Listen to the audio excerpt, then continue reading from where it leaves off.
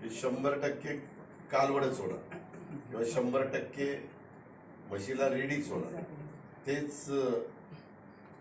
इन्सिमेशन ते म्हणजे साहेबांचा रयतच्या कार्यक्रमात माशेलकरांनी सांगितलं की 2 नोबेल पारितोषिक मिळवणारे शास्त्रज्ञ, एक 8 वर्षाचा मुलगा, पण तो आर्टिफिशियल इंटेलिजन्समध्ये 1 वर्षाचा तो ट्रेन झाला, त्याची परीक्षा घेतली 2 नोबेल पारितोषिक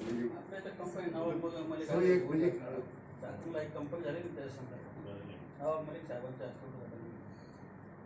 आर्टिफिशियल 2 तास ती परीक्षा घेऊन 2 नोबेल पारितोषिकांनी तो अप टू द मार्क झाला. आणि मग त्यांनी ते साहेबांनी नाही आता तुम्ही करार केलेला आहे. त्यांनी आता एक आणि आता आमचं इन्क्युबेशन सेंटर आणि इनोव्हेशन सेंटर इतकं अप्रतिम झालं. आमचं सायन्स पार्क 2 महिन्यापूर्वी तो अब्दुल सत्तार शिव्या घालत होता, ते बघितल्यावर काय त्याला शरद पवार, अजित पवार, सुप्रिया सुळे काय करून काय नाही कौतुक चाललं त्याचं. म्हणजे यांना माहिती नाही म्हणजे अब्दुल कलाम साहेब आले ते राष्ट्रपती असताना रयतचा एक कार्यक्रम होता. तरुण पिढीला समजलं पाहिजे हे मुद्दा आमच्या हरकत काम आहे. त्यांचे भारत देशाचे राष्ट्रपती, रयत शिक्षण संस्थेचा कार्यक्रम, डायसवर पवार साहेब अध्यक्ष, सचिव, चेअरमन अनिल पाटील आणि ते आणि सचिव एवढे त्यांनी भारताच्या सुरुवात अशी केली म्हणजे माय बॉस मिस्टर शरद पवार. राम काटगे साहेब, मी खासदार होतो 91ची गोष्ट, आणि मी दिल्लीला असायचो. पवार साहेब याच्यात होते आपल्या डिफेन्स मिनिस्ट्रीमध्ये संरक्षण मंत्री म्हणून. मी तिथं भेटायला साहेबांना म्हणजे काही कामाच्या निमित्तानं गेलो होतो. तर तिथं अब्दुल कलाम साहेब साहेबांचे सल्लागार होते. सल्लागार साहेब त्यांचे बॉस. आणि हे महाराज रात्री साहेब घरी आले की तिथंच त्यांचं संशोधन आणि रिसर्च सगळं ते तिथल्या टेबलवरच झोपायचे. अब्दुल कलाम साहेब टेबलवर झोपायचे, एवढा हुशार माणूस. आणि साहेब कधी गेले की ते साहेबांना पोचवायला खाली हे ते इतका रिस्पेक्ट करायचे. तसंच मी डॉक्टर मनमोहन सिंगांचं बघितलं. डॉक्टर मनमोहन सिंग RBIचे गव्हर्नर होते. साहेब कधी भेटायला गेले तर ते पार खाली गाडीपर्यंत येऊन पोहोचवायचे. आणि साहेब त्यांच्या मिनिस्ट्रीमध्ये संरक्षण मंत्री झाले तेव्हा साहेबांना खूप ते रिस्पेक्ट द्यायचे, साहेबांचं खूप ऐकायचे. 71,000 कोटीचा कर्जमाफीचा निर्णय तो साहेबांनी 2004 साली त्यांना बरोबर त्यांच्या घरी उतरवला होता. आणि त्याला प्रणव मुखर्जी संरक्षण मंत्री होते, त्यांनी पण त्याला होकार दिला होता. आणि तो विज्ञान मधला तो कार्यक्रम झाला विज्ञान भवन मधला. शेवट काय प्रणव मुखर्जी म्हणजे प्रोटोकॉल सोडून, देशाचं प्रोटोकॉल सोडून एका स्टेजवर राष्ट्रपती, पंतप्रधान आणि उपराष्ट्रपती कधीच येत नाही.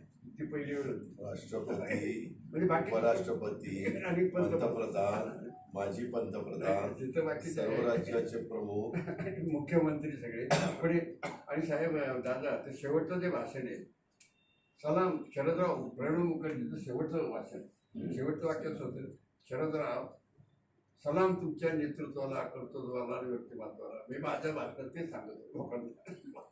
दादा तुम्हाला दुसरं सांगतो, रयत म्हणजे या प्रसंगात सांगू पण सांगू आता.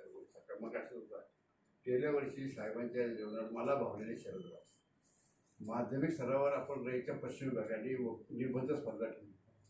किती मुला मुलींनी भाग घेतला जाता माहिती? 35,000 मुला मुलींनी भाग घेतला. 35,000 ऑनलाईन.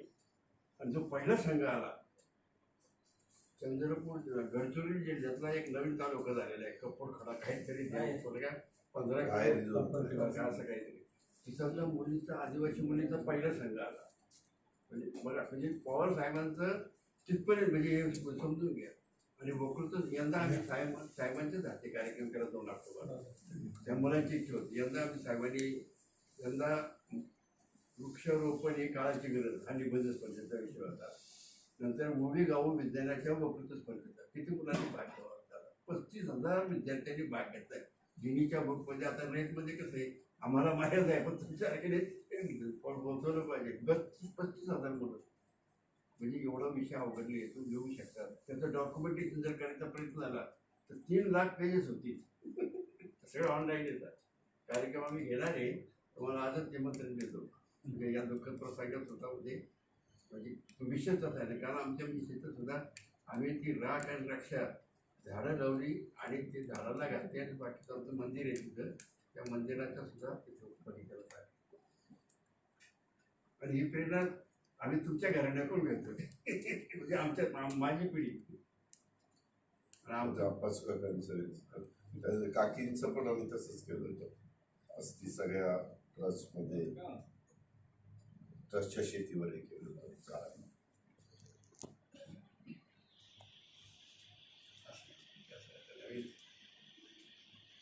आता तुमचं व्यक्तिमत्व झालं साहेबांचं व्यक्तिमत्व सत्तेत असून सुद्धा कधी तुम्हाला अहंकार आला नाही आणि अलीकडे आम्ही पाहतो आता आम्ही तर काय आता मी सुद्धा 81 रेटिंग हे आता जर पाहिलं ना बरं का अंगावर काटा येतो असलं कुठं असते का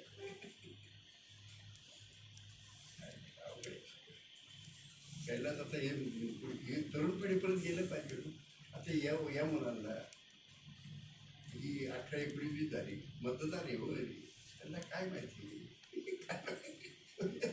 त्यांना मोबाईल माहिती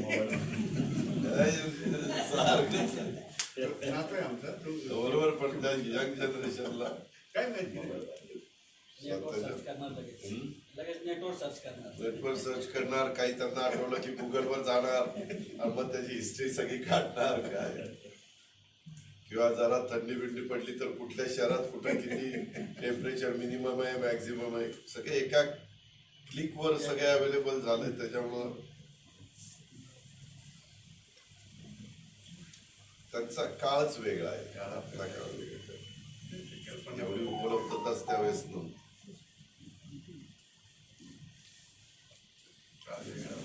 चला घ्या काळजी घ्या आम्ही मुंबईला निघालो म्हटलं जाता जाता अरुणला आणि आल्यामुळं आम्हाला सुद्धा धीर येतो दिगंबर पण दुर्गाडे म्हणलं मी पण येतो सुनील चांदेरे सुनील गेला काय सुनील गेला सगळे दिलीपराव वळसे पाटील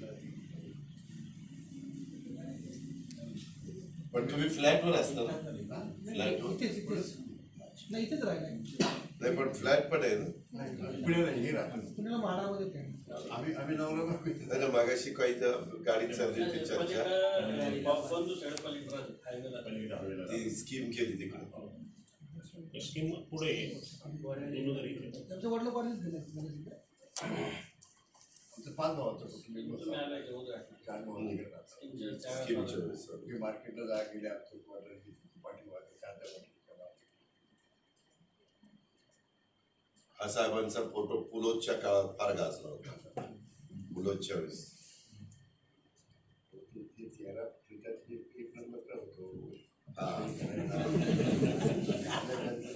सगळे पराठे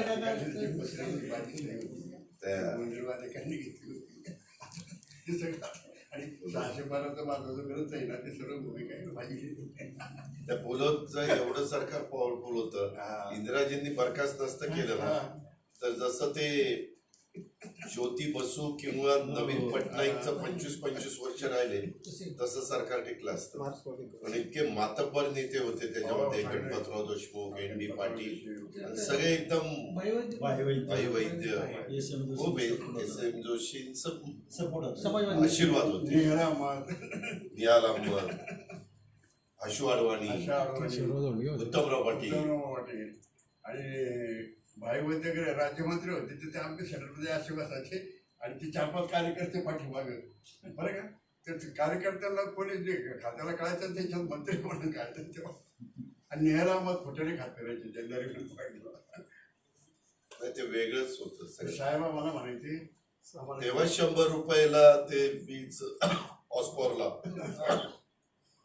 बटन दाबल्यावर किती वीज वापरा ऑस्पॉरला 100 रुपये 100 म्हणजे बोलून आमच्या त्या काळातलं त्यावेळेस पण काहीतरी कर्जमाफी केली होती बंडिंगचं कर्जमाफी आणि सगळे कर्जमाफी काही कर्जमाफी आणि त्या काळामध्ये पवार साहेब आम्हाला घेऊन बसायचे कोणी जिल्ह्याच्या आमदारांना आम्हाला घेऊन बसले पाहिजे नामदेवराव पाटील काळे कृष्णराव मंडे संपतराव हे आले म्हणजे तुम्ही अशी कामं सांगा पिढ्यानपिढ्या त्या कामाचा उपयोग होईल पिढ्यानपिढ्या बरं आमच्या खेड तालुक्यामध्ये मी टाकेलची MIDC ही पुणे पवार साहेब आहे भामास्कर धरण पवार साहेबांचं कळमोडी धरण पवार साहेबांचं जहाज क्रमांक उद्भवत आला पवार साहेबांच्या पुढे तुम्हाला सांगतोय ते सांगितलं पाहिजे लोकांना खेड तालुक्यातली इंद्रायणी भामा भीमा आराळा ती कुमुंडला कडून या सगळ्यांना जेव्हा कोल्हापूरात ते बंधारे बांधा साहेबांनी आम्हाला सांगितलं एवढंच नाही तर साहेब डिप्युटीशीला एकदा आले CM म्हणून आमच्या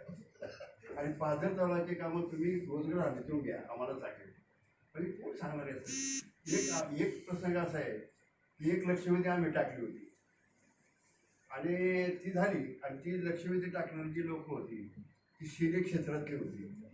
आता त्यावेळेला म्हणजे मुद्दाम सांगतात साहेब नुसते मुख्यमंत्री नव्हते तर घरातले करता सवरतं जसं आपल्या घरातल्या मुलाला वाढवलं लक्ष देतो एवढं लक्ष असतं तर ते म्हणजे संध्याकाळी आता ते ग्रेमॉन स्टेडियमवर तुम्हाला पार्टी बरं का जेवायला ते झटपट करून जे खटपट पिक्चर काढला होता त्या सगळ्या मोठ्या मोठ्याने आम्ही लक्षवेधी टाकली आणि ते झटपट काय झटपट करून ते खटपट हा पिक्चर काढला होता. झटपट करून ते खटपट तो श्रीराम गुजूमगुंडे होता लातूरचा मराठवाड्यातला पहिला पिक्चर ते पवार साहेब ते पहिल्याच दिवशी औरंगाबादला ते पिक्चर रिलीज झालं त्या सरला एवढेकर तिथे हिरो ते काय तिथं त्याने ते पिक्चरला बंदी घातली आणि पवार साहेब आम्हाला बंदी त्याला लक्षवेधी टाका ते पिक्चरची बंदी उठली आणि त्या साहेबांचं अभिनंदन करायला आम्हाला साहेबांनी असं पाहिलं बघा आपलं कर्तव्य आपण केलेलं आहे आपण जास्त वाहून जायचं नाही. पवार साहेब आपलं काम झालं तर त्यांचं त्यांनी बघावं.